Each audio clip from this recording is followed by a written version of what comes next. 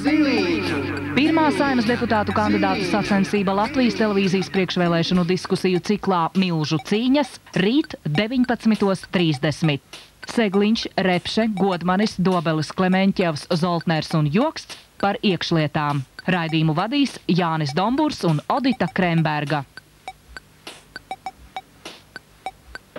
Rīgai šogad jau 801, bet Rīgas 800 svinību dziedāšanu un dejošanu, tērpšanos un mērošanos spēkiem, pasaku rādīšanu, kumēdiņu skatīšanos un svētku uguņošanu jums palīdzēs atcerēties video programmas, kas nopērkamas grāmatnīcās Jumava, Valters un Rapa vai Latvijas televīzijā.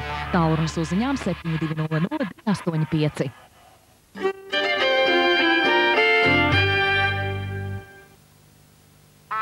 Mostieties kopā ar Latvijas televīzijas programmu Rīts. Un jūs pirmie uzzināsiet par jaunāko Latvijā un pasaulē. Konkursi, tikšanās ar Rīta jubilāru, brokastu recepte un Rīta preses un jaunāko grāmatu apskats. Jūsu brokastīm būs garda piedeva. Skatieties programmu Rīts katru darba dienu no 7:00 līdz 8:30 tiešraidē vai atkārtojumā no 11:30 Latvijas televīzijas pirmajā kanālā.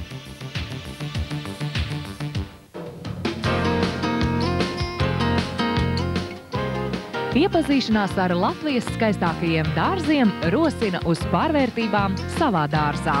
Uz tikšanos Dzīvītes dārzā katru pirmdienu 18:15.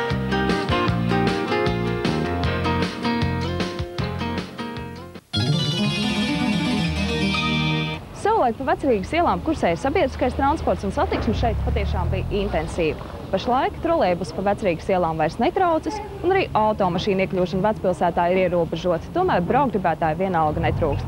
Šodien raidījumā par to, kas mainījies un kam būtu jāmainās, runājot par transporta plūsmām Vecrīgā.